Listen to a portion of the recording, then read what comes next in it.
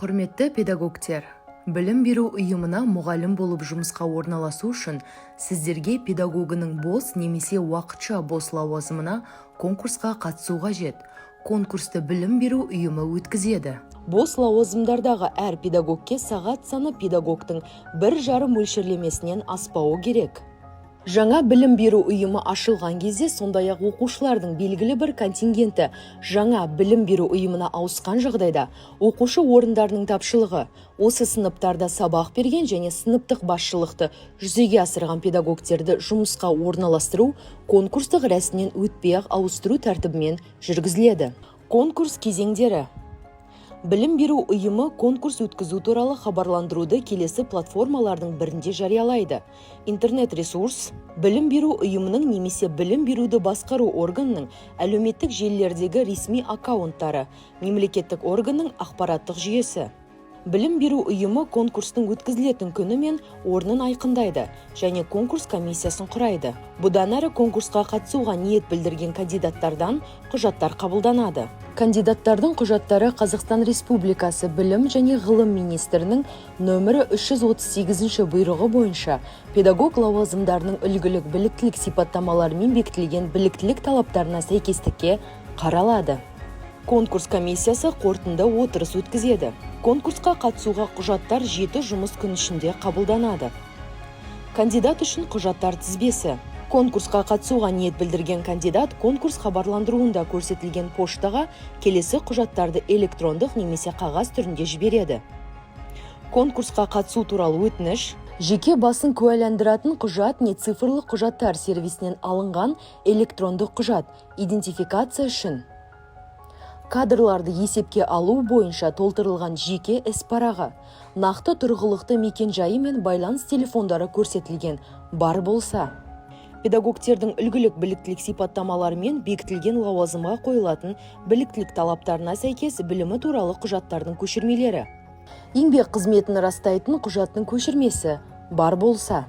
Денсаулық сақтау саласындағы есепке алу құжаттамасының нысандарын бекіту туралы Қазақстан Республикасы Денсаулық сақтау министрінің міндетін атқарушының 2020 жылғы 30 қазандағы бұйрығымен бекітілген нысан бойынша денсаулық жағдайы туралы анықтама. Психоневрологиялық ұйымнан анықтама. Наркологиялық ұйымнан анықтама. Сертификаттаудан өту нәтижелері туралы сертификат немесе педагог-модератордан төмен емес қолданыстағы біліктілік санатының болуы туралы куәлік. Ағылшын тілі пәнінің мұғалімі лауазымына кандидаттар үшін пән бойынша шекті деңгейі кемінде 90% болатын сертификаттау нәтижелері туралы сертификатты немесе педагог-модератор, немесе педагог-сарапшы, немесе педагог-зерттеуші, немесе педагог-шебер біліктілік санатының болуы туралы куәлік бар болса, немесе кандидат Сельта, PSA, Delta, PAS and Above, немесе IELTS 6,5 балл, немесе TOEFL, IBT 60-65 балл сертификатын ұсынады. Кандидаттың толтырылған бағалау парағы. Тәжірибе жоқ кандидаттың бейне презентациясы кемінде 15 минут, ең төменгі ажыратымдылығы 720-да 480. Кандидат болған жағдайда біліміне, жұмыс тәжірибесіне, кәсіби деңгейіне қатысты қосымша ақпаратты, біліктілігін арттыру, ғылыми, академиялық дәрежелер мен атақтар беру, ғылыми немесе әдістемелік жариялымдар, біліктілік санаттары туралы құжаттардың көшірмелері, алдыңғы жұмыс орнының басшылығынан ұсыныстар ұсына алады. Тізбедегі көрсетілген құжаттардың біреуінің болмауы құжаттарды кандидатқа қайтару үшін негіз болады.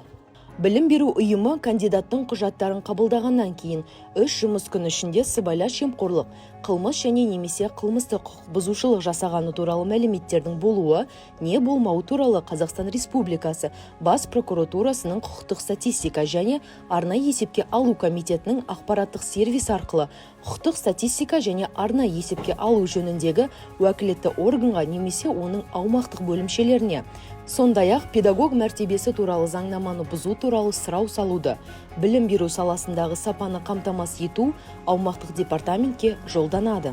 Қазақстан Республикасының қолданыстағы заңнамасына сәйкес жұмысқа орналасуға тыйым салатын сыбайлас жемқорлық қылмыс және немесе қылмыстық құқық бұзушылық және немесе педагог мәртебесі туралы заңнаманы бұзушылық жасалғаны туралы мәліметтер анықталған кезде педагог кез келген кезеңде конкурстан шеттетіледі.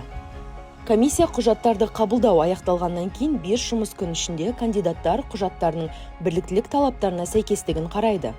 Содан кейін конкурс комиссиясы бағалау парағында кандидат көрсеткен балдарды есептейді.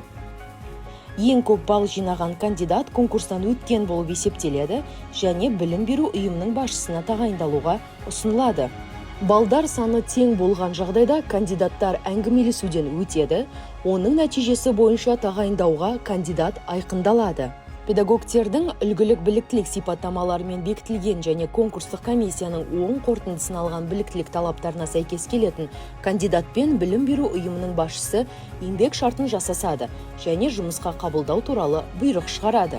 Конкурс нәтижелері кандидатқа электрондық поштасына жіберіледі немесе өтініште көрсетілген телефон нөмірі арқылы хабарланады. Құрметті педагогтер, мектепке жұмысқа орналасу кезінде сәттілік тілейміз.